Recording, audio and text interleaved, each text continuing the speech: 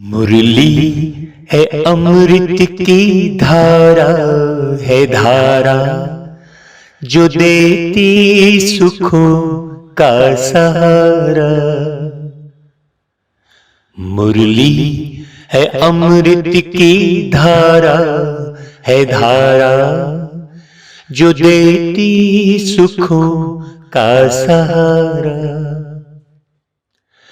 भूले जीवन में हो जाए बाबा मुरली में समझाए, तुम्हें देवता बनना है प्यारा, देखो गलती न करना दोबारा। मुरली है अमृत की धारा, है धारा जो देती सुखों का सहारा। उसको एक बार और अच्छे से समझना है। दुखी मन परमात्मा से जुड़ता नहीं है। दुखी मन दुख को दूर करने के प्रयास में रहता है, परमात्मा से जुड़ता नहीं है। जुड़ेगा जब वो सुखी हो जाएगा, बिना सुखी हुए जुड़ेगा नहीं। अब जैसे मान लो दुखी है वो रिश्ते नातों से, दुखी है भौतिक साधनों से, कोई भी व्यक्ति असफलता से दुखी है ना भाई। तो अब वो सफलता मिल गई, धन मिल गया, खत्म हो गया उसका। भौतिक साधनों से भौतिक साधन मिल गए, है ना, रिश्ते नातों से दुख था वो मिल गए, वो परमात्मा से नहीं जुड़ा। लेकिन दुखी मन ने यदि अतीन्द्रिय सुख का अनुभव कर लिया, इंद्रियों से परे का अनुभव कर लिया जिसने, फिर उसको पूरी जिंदगी और कई जन्म उसको दुख मिलेगा ही नहीं। नेचुरल वे में उसकी लाइफ आएगी। जिसने माने भगवान के सुख का अनुभव कर लिया। वैसे तो जो दुखी मन है वो सोच क्या रहा है, दुखी मन सोच रहा है जिसके कारण वो दुख हुआ है वो दूर हो जाए। लेकिन यदि उसने परमात्मा को पाने की तरफ अपनी बुद्धि को लगा लिया तो फिर वो सदा के लिए दुख खत्म हो जाता है। फिर इतना सा भी दुख नहीं रहेगा। यदि आप मुझे मैं अपने आप को देखता हूँ, आप भी देखेंगे, तो इतना सा भी दुख नहीं। तो दुख क्या होता है, दुख अंदर छुपा रहता है। जैसे भौतिक सुविधा मिल गई, सब कुछ मिल गया, लेकिन दुख छुपा रहता है। क्योंकि वो सुख के सागर से नहीं मिला। वास्तव में ये सुख दे रहे हैं क्या? अब बताइए, जैसे मान लो इस घर में कोई नहीं है और ये सारा है और सामान सब है, ये सब कोई नहीं है, मैं आऊंगा, ये सुख देगा? ये सोफा, वो सोफा सुख देगा? बैठने की इच्छा होगी क्या? किसी भी कमरे में घुसने की इच्छा होगी क्या? इसका मतलब क्या हुआ? बोलो। आपको सारा सुख दे दिया जाए और आपके सारे रिश्ते नाते आपसे दूर कर दिए जाए, आत्माओं को दूर कर दिया जाए आपसे, और आपको सारी भौतिक सुख सुविधा दी जाए, आपको मिलेगी शांति सुख। इसका मतलब क्या हुआ? ये चीज आपको सुख नहीं दे रही है, ये सुविधा है, ना कि सुख। पलंग क्या है? सुविधा है। एसी क्या है? सुविधा है, सुख नहीं है। लेकिन व्यक्ति ने इसको सुख समझ लिया है। हाँ, और दूसरे भी देखेंगे, उनका तो अपार है, सब बढ़िया सो रहे हैं, उनको तो अपार सुख है, ऐसा बोलेंगे। सुविधा है, सुविधा अलग हो गई बात और सुख अलग हो गई। सुविधा किसको मिल रही है? सुविधा किसको मिल रही है? नहीं, सुविधा शरीर को मिल रही है, शरीर को सुविधा मिल रही है। अब जैसे शरीर बीमार हुआ तो उसको बहुत अच्छे हॉस्पिटल में वो एडमिट किया, तो माने सुविधा भी किसको मिल रही है? आत्मा को थोड़ी मिल रही है। आत्मा की सुविधा क्या है? हाँ, नहीं, वही तो सुख सुविधा बोलते हैं। तो आत्मा की सुख और सुविधा क्या है?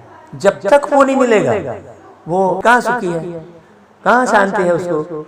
वो उसके परिवार में पूरा आप तो पेपर में पढ़ ही रहे हैं, वो लोग आपस में ही कंट्रोवर्सी है, केस चल रहे हैं, घर ही घर में। कहाँ है? तो आत्मा का सुख और आत्मा की सुविधा क्या है, ये जब तक व्यक्ति आगे नहीं समझेगा तब तक वो भौतिक सुख का भी उतने अच्छे से लाभ नहीं ले पाएगा। सब कुछ रहेगा लेकिन वो लाभ नहीं ले पाएगा, वो तनाव में रहेगा। आप देखो भाई, हमारे पास वो आई थी आपकी दीदी, सब तो है, राजा महाराजा है, सब तो है, फिर क्यों नहीं सुख है? क्योंकि जो प्रेम चाहिए वास्तव में दैहिक प्रेम भी सुख नहीं देता है। हम इतनी जगह हजारों प्रोग्राम किए हैं, तो एक नारी को वास्तव में कौन सा प्रेम चाहिए? सही मायने में सच्चा आत्मी प्रेम चाहिए किसी को भी। और सच्चा प्रेम आत्म ही प्रेम है। आत्मी प्रेम होता है किसी भी नारी को। सब लोगों को कौन सा प्रेम चाहिए? अब बताइए, हमसे तो वो प्रेम मिलेगा नहीं, तो फिर हमारी तरफ क्यों आकर्षित हो रहे हैं? कृष्ण जी की तरफ 16,108 पटरानियां थी बोलते हैं, तो कौन सा बेस था? कृष्ण जी की 16,108 पटरानियां, तो क्या दैहिक प्रेम का बेस था क्या? सोचने की बात है, सोचने की बात है। अब यहाँ पर कृष्ण जी का बहुत सारे दृष्टांत हैं जो एक 9 दिन की कथा में पूरा नहीं हो सकता। 9 दिन की कथा में इतना बेहद का ज्ञान है। अब कृष्ण जी ने बोलते हैं, गोपियां नहा रही थी सरोवर में और उनके वस्त्र उठा के ले गए। हाँ देखो एक बात, अब वो क्या कह रहे थे कृष्ण जी? तो ऐसा कोई वस्त्र उतार के बाहर उतार के कोई सरोवर में नहाता है क्या? वास्तव में परमात्मा ने कौन से वस्त्र उतारने की बात कही? हाँ, शरीर रूपी वस्त्र जो आप विषय सागर में जो डूब रहे हो, एक वस्त्र को उतार कर आत्मा किस में फंस गई? विषय सागर में। हाँ, तो भगवान ने कहा कि तुम्हें शर्म आनी चाहिए, तुम्हें शर्म आनी चाहिए कि तुम कैसे विषय सागर में डूबे हो। तब भगवान ने वस्त्र को हरने की बात कही, मतलब तुम ये देह का भान भूलो और देह रूपी वस्त्र को तुम भूलो और सुंदर विचार। अब वो गलत विचार हुए ना भाई, वो गलत विचार हुए ना कि तुम पूरे वस्त्र उतार के और नहा रहे हो, ये तो गलत विचार हुए ना। तो वास्तव में आत्मा का वस्त्र क्या है? ओरिजिनल विचार है, विचार है। जैसे कई लोग कहते हैं फरिश्ता, लाइट स्वरूप देखा, ये तो लाइट क्या चीज है? लाइट है हल्का करने वाले विचार। अब जैसे द्रौपदी है, द्रौपदी को दुशासन जो है खींच रहा था, ये सब कहानी तो आपने भी सुनी होगी बच्चे। तो ऊपर से जो है कृष्ण जी ने साड़ियां बरसाई। तो अब हम ये लोगों को बोलते हैं कि क्या ऊपर में साड़ी बनाने की फैक्ट्री थी क्या? सोचने की बात है। तो ऊपर से साड़ी आई तो क्या उतने ऊपर से जब साड़ी आएगी तो इतनी जो हवा चलेगी तो फट नहीं जाएगी? और फिर साड़ी ऐसी कितनी लंबी साड़ी ऐसा प्रोडक्शन की है कि वो इधर से लपट रही है। वो सिस्टम क्या था लपटने का? जो वो लपटते जा रहा था और वो खींचते जा रहा था। वास्तव में क्या है? वास्तव में भगवान आकाशवाणी करता है। आकाशवाणी कहते हैं ना, उसको हमने बताया है कि हे कंस, देवकी का 8वां पुत्र तेरा काल होगा। तो वो कंस कौन है और देवकी का 8वां पुत्र कौन है? ये सब बारीकी बातें हैं, इसको कोई समझने के नहीं पाएगा। अब हाँ है ना। तो अब मैंने वस्त्र क्या है? भगवान ऊपर से नीचे आता है, एक तन का आधार लेता है और वो विचार रूपी वस्त्र रोज आपको पहनाता है, रोज पहनाता है। इसमें आप लिपटते जाओ, तब कोई भी दुर्योधन आपकी इज्जत नहीं लूट सकेगा। हाँ, उसको कहते हैं योग। योग मतलब जो हमने विचार सुना और उसे हमने पूरा धारण कर लिया, उसे कहेंगे योग। विचार सुना, उसको हमने मुख से रिपीट किया या उसको कई बार लिखा और फिर अपना दूसरे विचार में लग गए, फिर कई बार लिखा, वो नहीं है। जो विचार सुनते चले गए और तुरंत उसको मनन किया और अपने उसमें धारण किया, मनन किया। तो जितना ज्यादा, अब जैसे मुझे कहीं भी आप कोई भी सब्जेक्ट में मुझसे पूछ लो, चाहे आप साइंस में पूछ लो, चाहे मेडिसिन में पूछ लो, जितना जहाँ से पूछ लो, क्योंकि वो सब कुछ है मुरली में। मुरली एक ऐसी चीज है, बॉम्ब्स के बारे में बता रहे हैं। सब है मुरली में, सब है। अब हमने क्या किया है, पूरी मुरलियां पी लिए। हाँ, उसको कहते हैं कि चिड़िया सागर को हप कर गए, उसमें गायन है शास्त्रों में। अब चिड़िया सागर को हप कर गई, ये लिखा हुआ है। अब कहाँ समझे आदमी? अब जैसे सोचो, बोलते हैं कि ना कृष्ण जी मुरली बजाते थे, गोपियां भगी चली आ दौड़ी चली आती। पे रोटी पड़ी है, इसका अर्थ हमने स्वयं समझा। हाँ, गुड गुड, बताइए। स्वयं समझा इसका हाँ, हमने चिंतन मनन से। हाँ, सुन के हाँ, कि गोपियां भग जाती है, तभी पे रोटी पड़ी, पति भूखा बैठा है, बोली तो हो गई पागल, पति की चिंता नहीं, उसके पीछे बढ़ गई। तो क्या है, अभी जो मुरली चल रही है, बुद्धि सारी इस मुरली में रहती है ना। अब जो कई गोपियां हम हैं, कई गोपियां तो जल्दी जल्दी काम निपटा लेती कि पति की भी नहीं सुननी पड़ी, मुरली भी सुननी है। और कई जो थोड़ी सी बाबा को थोड़ा बदनाम वाला काम करती हैं, तो बोलती हैं पहले माइली सेंटर मुरली हमको तुमसे मतलब नहीं है। हाँ। तो तभी पे रोटी छोड़ गई, पति भूखा है। हाँ। तो पति कोस रहा है, और कई गोपियां ऐसी कि नहीं, हम जल्दी जल्दी ये भी निपटाए, मुरली सुनना है। तो ये मुरली बज रही है और ये गोपियां बाबा। बिल्कुल। तवे पर रोटी छोड़िए। अब वो आत्मा गोपी है, और वो गोपी वल्लभ कौन है? वो परमात्मा है। ये समझने की जरूरत है। अब कृष्ण, हम वही बता रहे हैं कि कृष्ण तो शरीर दिखाई दे रहा है ना, तो अब बहुत अच्छे से समझिए कि मैं भी एक शरीर में बैठा हूं। अब मैं आपका जीवन भर साथ कैसे दूंगा? दे सकता हूँ क्या? दे सकता हूँ क्या? मैं इनका साथ दे सकता हूँ? नहीं दे सकता, कभी नहीं दे सकता। अभी शरीर बीमार पड़ेगा, अभी मैं पड़ जाऊंगा। तो कृष्ण जो भी शरीर में है, मतलब वो आत्मा है, और जो शरीर में नहीं है वो परमात्मा है। अब शरीर में कौन नहीं है?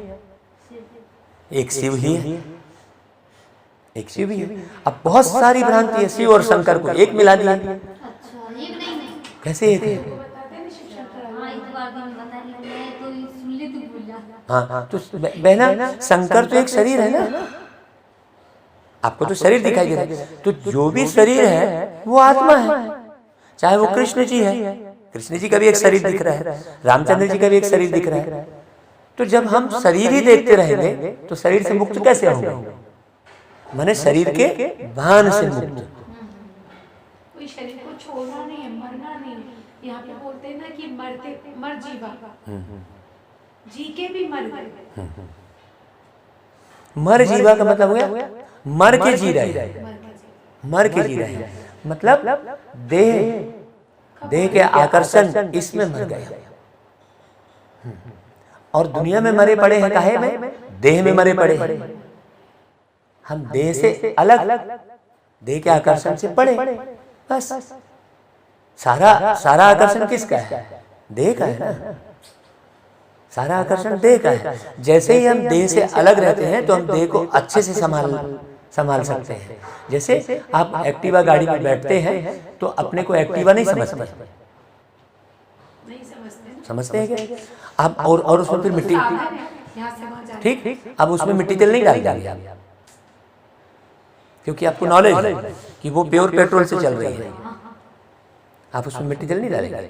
क्यों नहीं डालेंगे? क्योंकि आप उस जो एक्टिवा गाड़ी है उसका जो माने आइटम है वो आपको मालूम है। आप उस पेट्रोल के स्वाद में नहीं बने हैं, मिट्टी तेल के स्वाद में नहीं बने हैं, लेकिन यहाँ बहुत सारी वस्तुओं के स्वाद में बन गए हैं। जबकि स्वाद का अर्थ क्या है? स्व की याद, स्व की याद, स्वाद, स्वयं की याद कि मैं कौन हूं। लेकिन उस स्वाद को जीभ का स्वाद समझा, उसको जीभ का स्वाद समझिए। जबकि आपके शरीर के हिसाब से, जैसे गाड़ी के हिसाब से जो आइटम चाहिए है ना, उसी को हम उदाहरण समझाते हैं कि आप पेट्रोल जो है और ऑयल जब गाड़ी का जल जाता है तो क्या करते हो आप? निकाल देते हो, जला हुआ तेल को निकाल देते हो। लेकिन इसमें, इस शरीर में टोटल सब जला हुआ डाल रहा है, हर एक चीज पूरा काट के, पका के, एकदम जला के, सब उसके विटामिन तत्व को खत्म करके कर रहे हैं। सतयुग में अब ये ज्ञान नहीं होने के कारण अब ये क्या हो गया, ये गाड़ी का ध्यान नहीं है, इस शरीर रूपी गाड़ी का ध्यान नहीं है कि इसको किस प्रकार के मटेरियल चाहिए। एक्टिवा में हमको मालूम है इसको किस प्रकार का मटेरियल चाहिए, इस गाड़ी का मालूम नहीं है। इसलिए बाबा ने कहा देखो बच्चे, वहां ना तो तुम्हारे पास गैस चूल्हा होगा, ना कोई ऐसा फटने वाला गैस सिलेंडर होगा, तुम्हारे लिए वहां तो फल ही सब प्रकार के हर फूल भी ऐसे होंगे जो वैरायटी तुमने यहाँ कभी देखी। अभी नमकीन फल कहाँ मिलता है, सब मिलेगा, नमकीन फल थोड़ी मिलता है अभी, वहाँ नमकीन फल भी मिलेगा, जो तुम्हें समुद्र का दूषित नमक नहीं खाना पड़ेगा। अभी आप समुद्र का दूषित नमक खाते हो, जबकि समुद्र कितना दूषित है, अभी टोटल समुद्र का नमक खा रहे हैं, अभी फिर पत्थर का नमक खाने की बात कर रहे हैं। वास्तव में बाबा आकर आपके विचारों में परिवर्तन करके, आपके नेचर में परिवर्तन करके, नेचर यानी स्वभाव और नेचर यानी प्रकृति, जैसे जैसे हमारा स्वभाव बदलता है हमको देखकर जानवर भी बदलते हैं। ये किसी को नहीं मालूम है कि शेर मांसाहारी नहीं था, नहीं, किसी को नहीं मालूम कि शेर मांसाहारी नहीं था। लेकिन कहते हैं ना कि सतयुग में शेर और चिड़िया और हिरण ने एक घाट में पानी पीते हैं, मतलब सद्भावना रहती है, एक दूसरे को मारने की भावना नहीं रहती है। यहाँ तो एक दूसरे को मारने की भावना रहती है।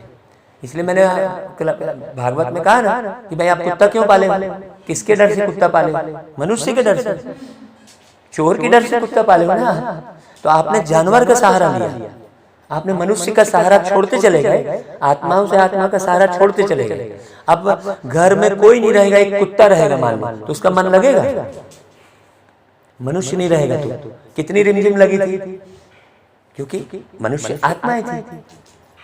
तो आप उन्हीं से रौनक थी, जानवर बैठ जाते पूरे पंडाल में, हाँ क्या रौनक रहती क्या, सोचिए। अब इन सब से परे एक गाय है। अब आप देखना, मनुष्य को ये मालूम नहीं है कि उसके शरीर में उसको क्या चाहिए, क्योंकि वो शरीर के भान में वो खुद को शरीर समझ बैठा है। यदि वो शरीर को अलग समझे तो उसे पता लगे, जैसे एक्टिवा से अलग है, एक्टिवा में बैठकर आप एक्टिवा से अलग है, तो आपको मालूम है कि भाई कहाँ क्या खराबी है, तो उसको हम ठीक करवाते हैं। तो अभी समझने की बात है कि देखना, गाय जो है आप हलवा, पूड़ी, रसगुल्ला और ढेर सारे पकवान रख दो और घास रख दो, तो गाय किधर जाएगी, वो और दूसरी तरफ आकर्षित नहीं होगी, क्योंकि उसको मालूम है, क्योंकि वो शरीर के भान में नहीं है। वो गाय शरीर के भान में नहीं, उसे तो नहीं मालूम है कि वो गाय है, तो गाय अपन बोल रहे हैं। कुत्ते को थोड़ी मालूम है कि वो कुत्ता है, वो अशरीरी है, इसलिए वो शरीर छोड़ते हैं फिर शरीर लेते हैं, वो अशरीरी है हमेशा। दिन बीत जाए, गुजर जाए रातें, बाबा तेरी यादों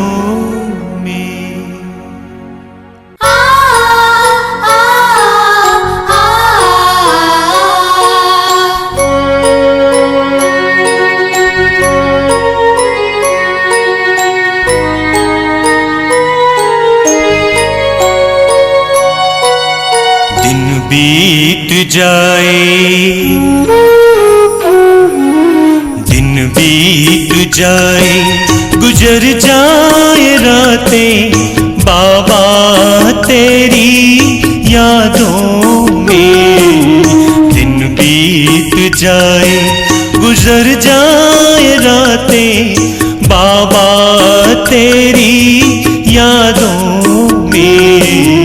हर पल तेरे गीत में गाऊं, होठों पे तेरा नाम रहे, बाबा तेरी यादों में, बाबा तेरी यादों में।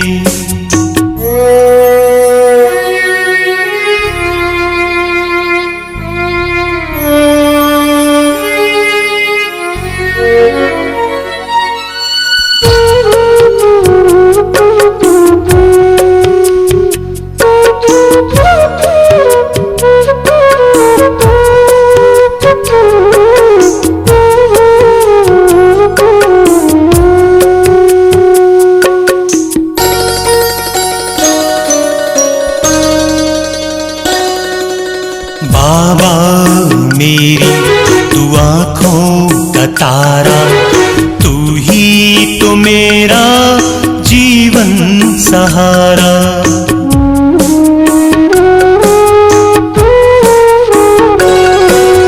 बाबा मेरी तू आँखों का तारा, तू ही तो मेरा जीवन सहारा। मन मंदिर में है तेरी मूरत, नैनों में मेरे है तेरी सूरत। बाबा तुझको पाके मैं भूल गया हूँ दुनिया सारी।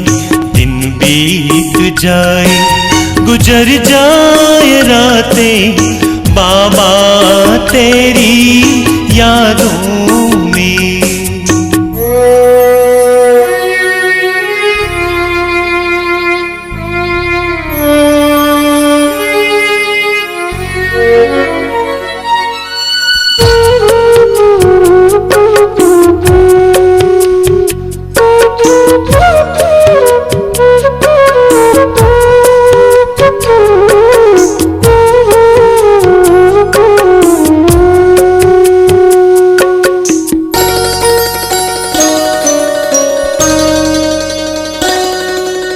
बस यही तमन्ना, जीना मरना तेरे ही साथ, घर को है जाना।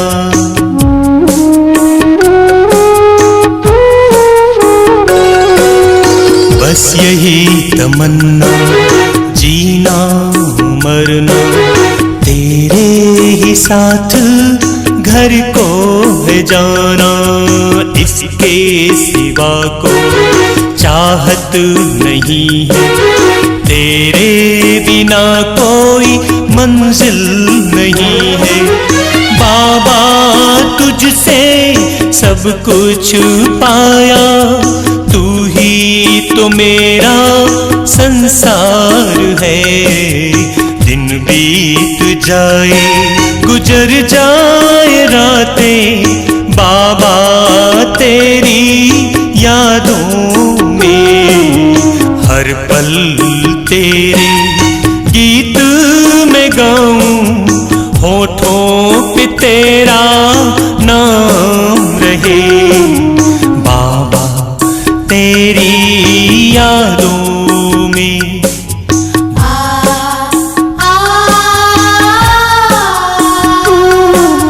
बाबा तेरी यादों में।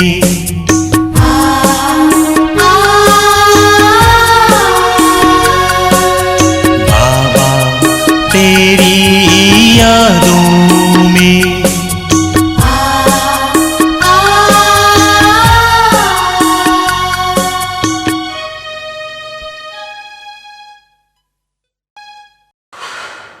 लेकिन अच्छा भाई जी ये बात चलिए एक चीज क्लियर करें। जैसे पहले हमें भी नहीं पता था क्या आने के पहले हमें ये समझते थे 84 लाख होने के बाद एक मनुष्य तन मिलता है। हाँ। लेकिन यहाँ पता चला कि 84 जन्म होते हैं, 84 जन्म में मनुष्य से मनुष्य मिलता है। फर्क ये होता है कि नर से नारी बन सकते हैं, नारी से नर, कर्मों के हिसाब से। दूसरा, जानवर जन्म नहीं मिलता है, जानवर जैसी गत होती है। देखते हैं जैसे ना शराब पी के नाली में पड़े हैं, हाँ, शुअर की तरह। कुत्ते के मुंह से रोटी निकाल के खा रहे हैं, सांप जैसी प्रकृति के कि धन पे लपेटा मार के बैठ गए, जहर भरा पड़ा है। तो हो गए ना कि सारी जानवर से जानवर, लेकिन जानवर योनि में नहीं जाते हैं। नहीं। वो 84 लाख योनियां अलग होती है, सांप मगर बिच्छू ये सब ढूंढा। लेकिन अब जैसे गाय है, तो गाय अगर अब छोड़ दिया ये गाय का जो चमड़ी है, तो क्या वो फिर से गाय ही रहेगी या और किसी भी जानवर के उसमें जा सकती है? नहीं, गाय बनेगी। आप इसको एक उदाहरण से समझ सकते हैं कि भाई आप जैसा सोचते हो, सपोज आपने सोचा कि मुझे रसगुल्ला खाना है, तो शराब की दुकान में जाएंगे क्या? कहाँ जाएंगे? रसगुल्ले की दुकान, नो डाउट। तो सोच के आधार पर आप अपनी लाइफ को पूरे चाहे शरीर में रह रहे हो, तो सोचने वाला कौन? आत्मा। तो क्या कभी शरीर में रहते रहते सोचा क्या कि मैं मच्छर बनना होगा, या मच्छर बनने की इच्छा हुई क्या? कुत्ता बनने की इच्छा हुई क्या? इच्छाओं और सोच के आधार पर ही आप जीवन लेते हो। हाँ, जैसे एक पुरुष है, वो पुरुष के कर्तव्य से अरे यार इससे अच्छा लेडीज होता तो बढ़िया रहता, मस्त घर में खाना बनाना और सोना। उसके मन में विचार में हमेशा अपने पुरुष पने से वो तंग समझ रहा है, और लेडीज के जीवन से वो क्या हो रहा है, आकर्षित हो रहा है कि लेडीज का जीवन ज्यादा अच्छा है। तो क्या होगा, वो विचार के आधार पर बनते हैं संस्कार, और विचारों के आधार पर ही शरीर का निर्माण होता है। तो मतलब ये क्या होता है कि विचारों के आधार पर जो है ना, विचारों के आधार पर आत्मा अपने शरीर का निर्माण स्वयं करती है, बुद्धि के आधार पर। इसलिए बाबा आकर कहता है कि बच्चे बुद्धि का योग मुझसे लगाओ। मन का योग नहीं बोलता कभी बाबा, किसी मुरली में नहीं बोलेगा कि मन का योग लगाओ। अभी हमको बहुत बारीकी ये समझना है कि आप मन के द्वारा क्या करते हैं, मन के द्वारा सोचने का काम करते हैं, बुद्धि के द्वारा निर्णय लेने का काम करते हैं, और जैसा सोचते हैं वैसा निर्णय लेते हैं, और जैसा निर्णय लेते हैं वैसे फिर संस्कार बनते चले जाते हैं। जैसे कल एक भाई आया, वो विचलित हो गया, आपके उसके कई करोड़ का नुकसान हो गया, तो उसका मन जो है सोचने के लायक नहीं रहा, और बुद्धि समझने के लायक नहीं रही। कहते हैं ना, सोच समझ कर बोलो, ऐसा बोलते हैं ना, बोलते हैं ना। तो मन क्या है, मन सोचता है। अब मन जैसे सोच में पड़ गया कि अब मैं क्या करूंगा, ये मन सोच में पड़ गया, तो बुद्धि ने निर्णय ले लिया, यार जान तो चलो पीते हैं, बढ़िया मस्त रहते हैं पी के, है। तो बुद्धि ने क्या निर्णय लिया, बुद्धि ने एक बार क्या निर्णय ले लिया, गलत निर्णय ले लिया। तो अब वो एक बार जब गलत निर्णय लिया, तो वो अब धीरे धीरे वो संस्कार में बदल गया। पहले तो बुद्धि ने निर्णय लिया, अब वो निर्णय लेने लायक नहीं रही बुद्धि। अब किसके आधार पर वो काम कर रहा है, संस्कार के आधार पर काम कर रहा है, मन बुद्धि पूरा। तब फिर डॉक्टर बोलता है कि इसका जो है क्या हो गया, ब्रेन खराब हो गया, माने क्या बोलते हैं उसको, मानसिक रोगी हो गया बोलते हैं। मानसिक रोगी माने मन का रोगी। अब उसका मन जो है कमजोर हो गया। अब मन तो कमजोर हुआ, मन कमजोर होने के कारण वो पीना शुरू कर दिया, बुद्धि निर्णय नहीं लेने के कारण पीना शुरू कर दिया। उसके चलते उसके संस्कार आदत बनती चली गई, और अब शरीर भी खराब हो रहा है उससे। तो सब कुछ जानते हुए भी वो क्या नहीं कर पा रहा है, क्योंकि वो संस्कारों के वशीभूत हो गया। इसलिए बाबा ने कहा कि बुद्धि का योग मेरे से लगाकर क्या परिवर्तित करो, संस्कार का परिवर्तन करो। तो कहा बाबा ने, संस्कार परिवर्तन से संसार परिवर्तन। जैसे जैसे आपके संस्कार बदलेंगे, अभी बहुत सारे ऐसे संस्कार हैं जो बदलते नहीं हैं। अभी आपने कहा कि जैसे ना मन से वो विचार निकला, जी जी, है ना, और बुद्धि ने निर्णय लिया, तो इसका अपोजिट कहा जाता है ना कि आप सारी चीज बुद्धि से करो, दिमाग से करो। जिससे कहते हैं दिमाग जरा कभी दिमाग से भी कर लिया करो, ऐसे बोलते हैं ना।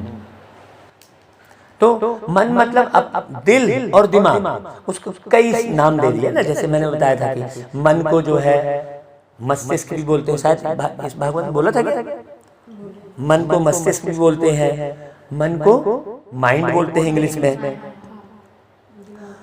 दिमाग बोलते हैं उर्दू में, है ना भाई, इंग्लिश में ब्रेन बोलते हैं, है सब वही चीज।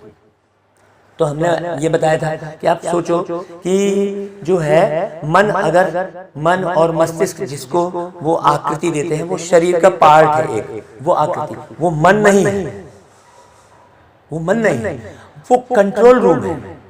जो आत्मा यहाँ बैठकर मन के द्वारा सोच रही है, तो जो जैसा सोच रही है वैसा वेव्स जो है उसके ब्रेन से होते हुए पूरे बॉडी में जा रहा है। जैसा सोच रही है, निगेटिव सोच रही है तो वैसे वेव्स जा रहे हैं।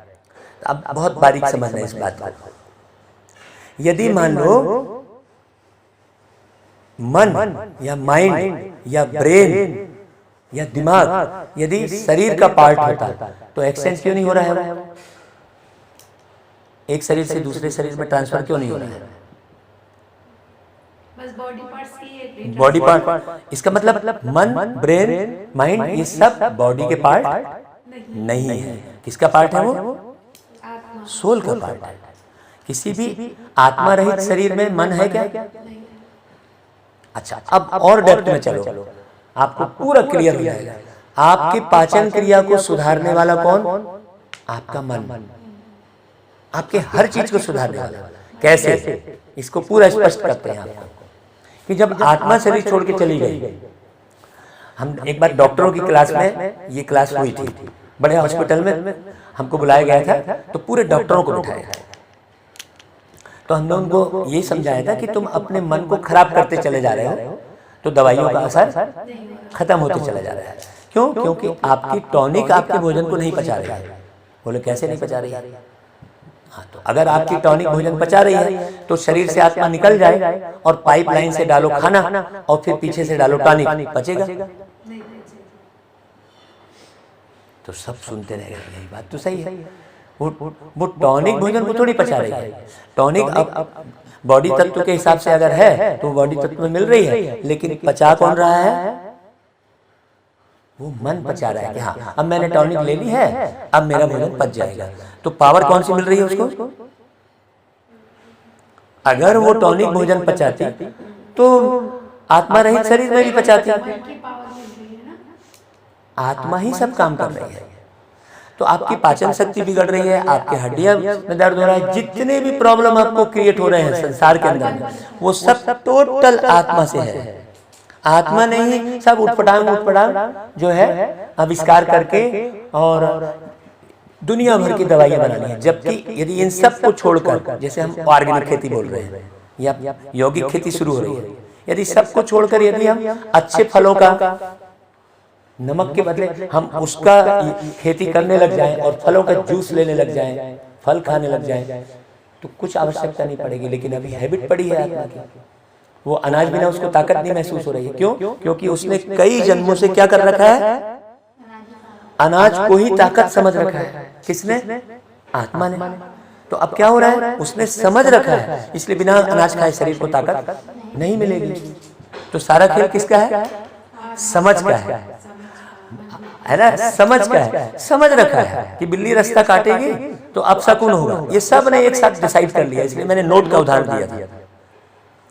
मैंने नोट का उदाहरण दिया था ना कि ये सब ने मान लिया है, तो कागज का भी नोट कीमती हो गया। आपने एक बात में बोला है, हाँ, एक भाई से नोट लिया था, देना है तो वापस कर दूंगा, रखूंगा नहीं। यानी बोले मैंने सुनी थी एक लोग, तो उसने अच्छा एक लोग तो 100 का नोट दिया था, बोले क्या है 100 का नोट, 10 रुपीज के नोट में किया है। आप लोग नहीं सुने? सुनी क्या ना? तब तो उनको क्लियर हुआ ना। मतलब पावर कौन सी काम कर रही है? सबकी विचार शक्ति। एक डिसाइड किया है, तो जब डिसाइड किया है तो क्यों ना हम भगवान की बात को रोज सुनने का सब लोग मिलकर डिसाइड कर लें? क्यों ना हम उसमें समय निकालें? अब देखो, उसी जीवन में उतना ही समय मुझे भी मिला। मेरी भी सामने पत्नी बैठी है, 2 बच्चे बैठे हैं, एक बढ़िया फॉरेन में पढ़ रहा है तो एक बढ़िया जो है माउंट आबू में बढ़िया डिपार्टमेंट में।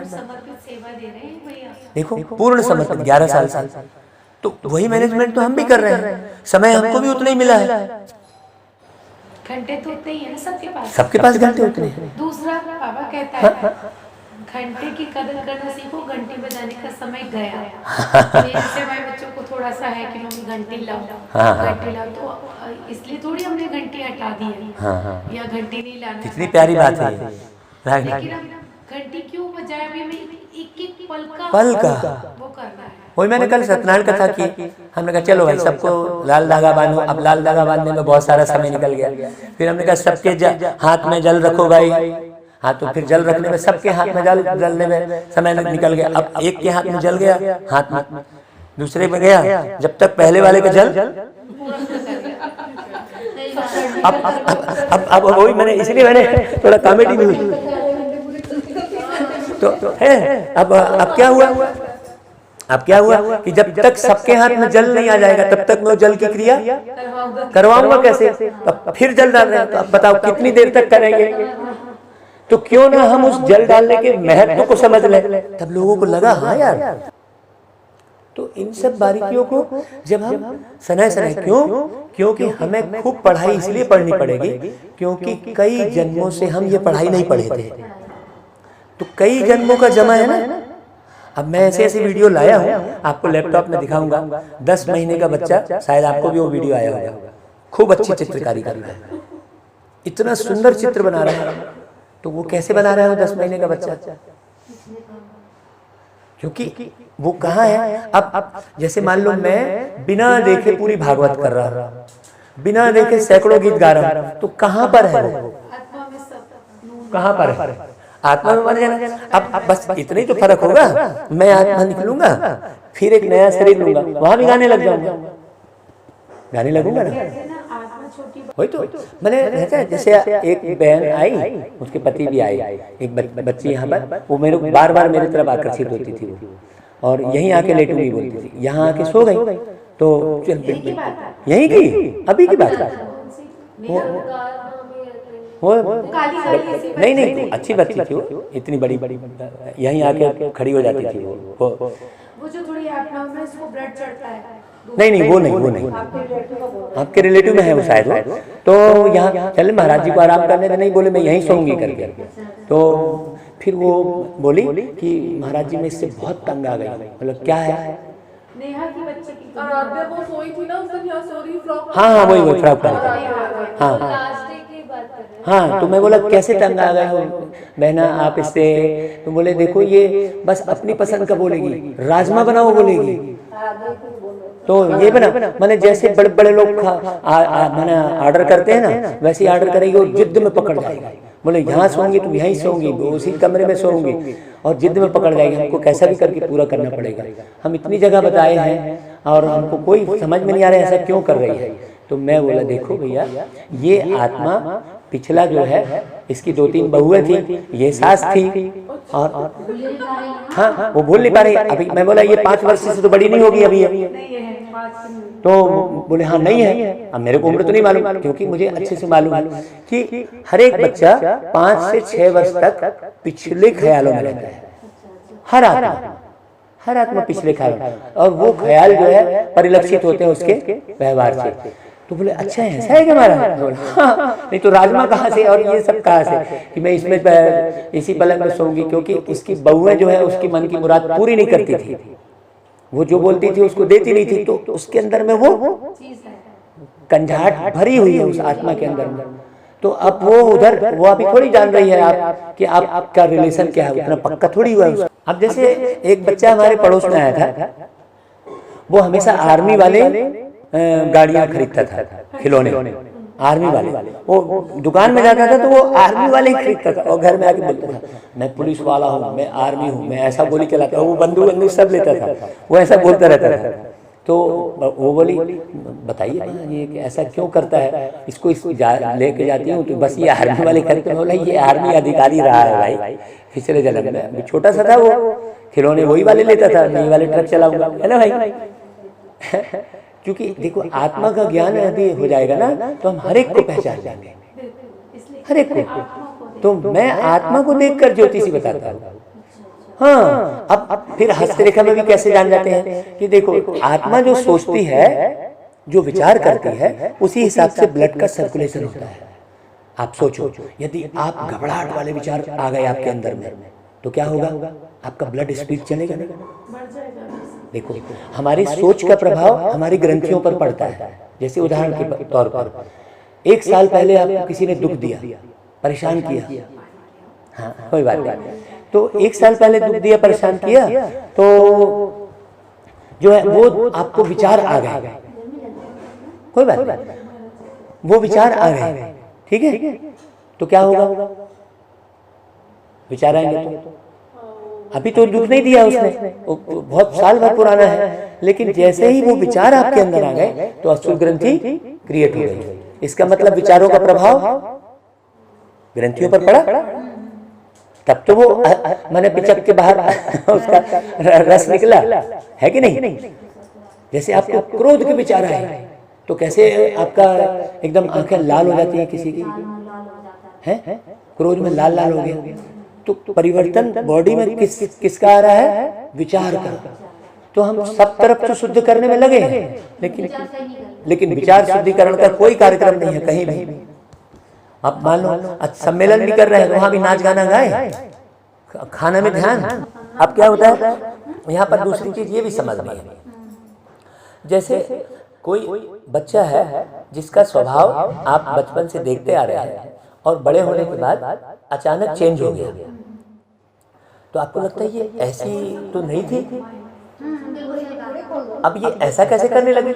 तो क्या होता है, आत्माएं जो है, जैसे मैंने बताया ना कि आत्मा की आयु यदि 80 साल है और वो 79 में चला गया तो 1 साल वो घूमेगी फटाक से 13 अपने परिवार में घूमेगी। भाई जैसे ये कहीं भी जाएंगे तो घूम फिर के कहाँ आएंगे,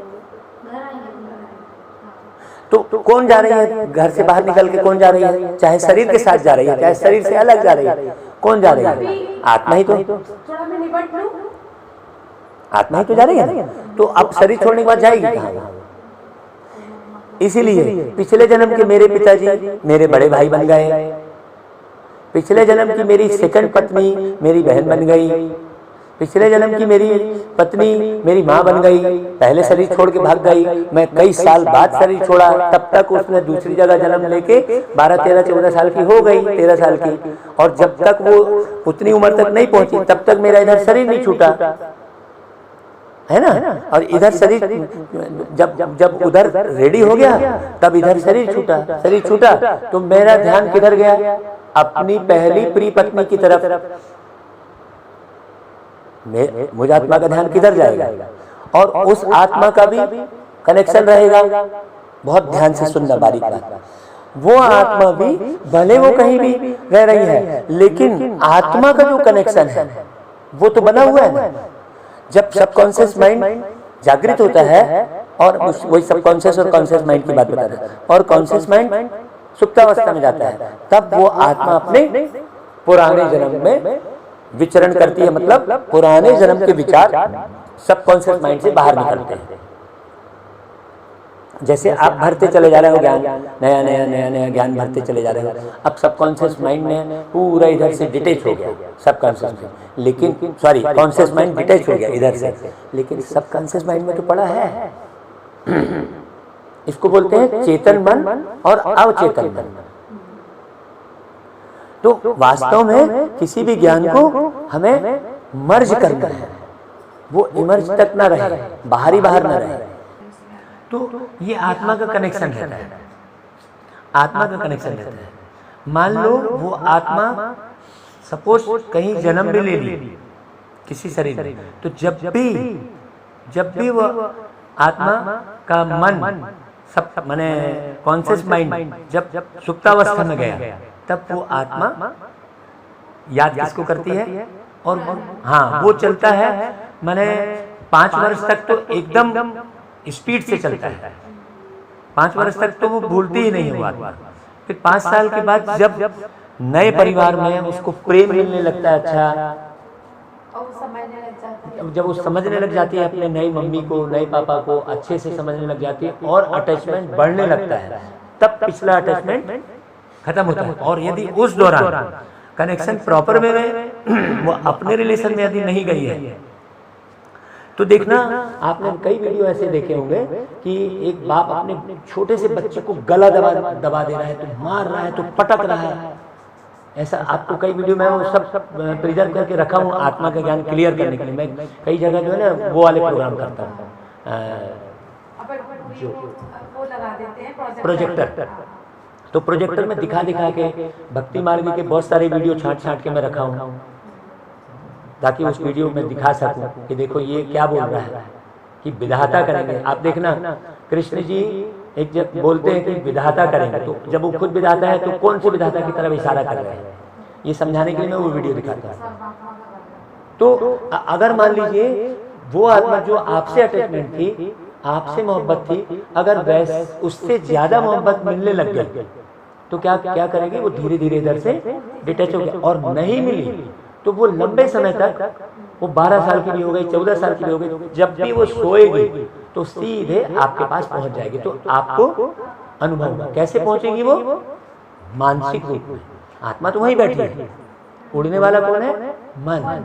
तो उसका मन पूरी तरह से इधर आ जाता है। कोई भी, जैसे मान लो मैं बड़े इस हाथ से जो कोई भी चीज प्यारी सी चीज खा रहा हूँ तो मेरे मन में है अच्छा तो मैं खा रहा हूँ ना। यदि मन नहीं लग रहा है तो खाऊंगा क्या? नहीं यार मेरी इच्छा नहीं, मेरे मन में अभी इच्छा नहीं खाने की, ऐसा बोलेंगे ना। इसलिए इस जीवन में ये जो हमको शरीर मिला है इसमें इतना प्यारा ज्ञान हासिल कर लो।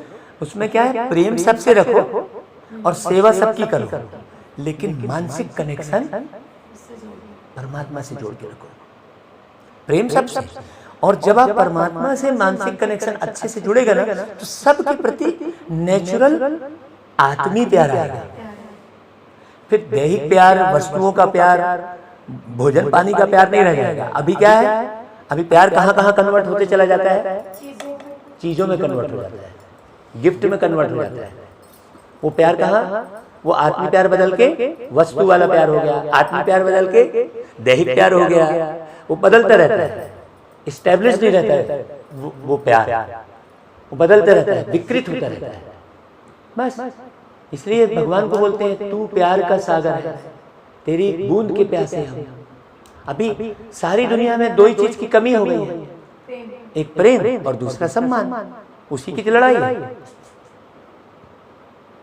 उसी की लड़ाई है। यदि एक बहू जो है सास को बड़े प्रेम से और बहुत सम्मान करके वो सूखी रोटी भी देगी ना, उसकी सेवा उसका ख्याल करेगी तो वो सास इतनी खुश रहेगी।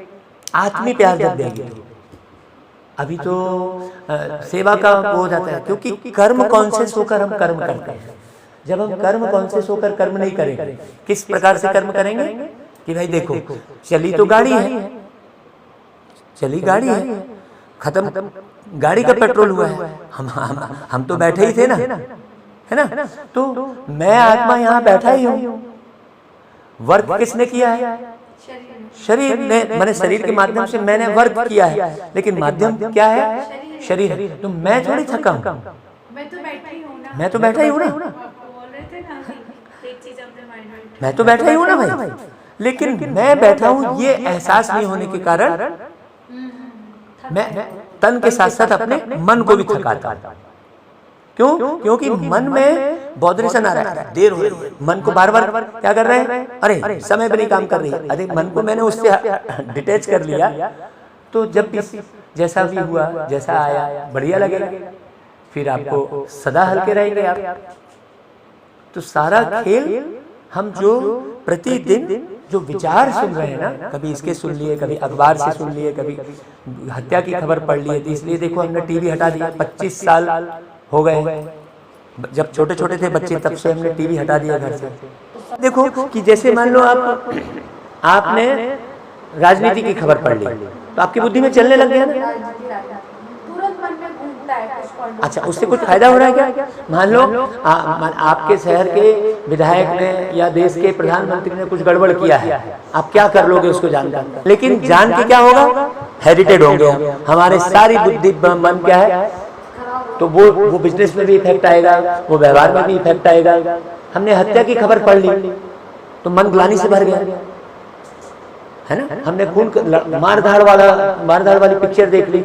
आप देखो जरा, सुबह से लेकर 3 घंटे आप मारधाड़ वाली पिक्चर देखो, आपकी आंख भी कैसे हो जाएगी, ब्रेन भी कैसा हो जाएगा, एकदम कुछ काम करने लायक नहीं रहेगा। 3 घंटे आप मारधाड़ वाली पिक्चर देखोगे तो अब सारी दुनिया क्या कर रही है? जो प्रोड्यूसर है, जो डायरेक्टर है, उसको केवल धन की पड़ी है। मैं क्या दिखा रहा हूँ, क्या निर्माण हो रहा है, उससे कोई लेना देना नहीं है। तो देखो क्या हालत हो रही है। तो बहुत परिवर्तन लाना पड़ेगा। अब परिवर्तन हम आपके परिवर्तन करने में बैठ जाऊंगा तो मैं कब तक करूंगा? मैं आपको परिवर्तन, मैं इस बाबा ने कहा इसका भी तुम टेंशन हटा दो कि कौन कितना बदल रहा है कि नहीं बदल रहा है। तुमने अपना चीजें दी, अब वो ले रहा है नहीं ले रहा है, आगे बढ़ो, पात्र देखकर डालना। ऐसा है क्लियर, और एकदम क्लियर करके अच्छे से समझाओ। किसी भी चीज को धारण करना है तो हम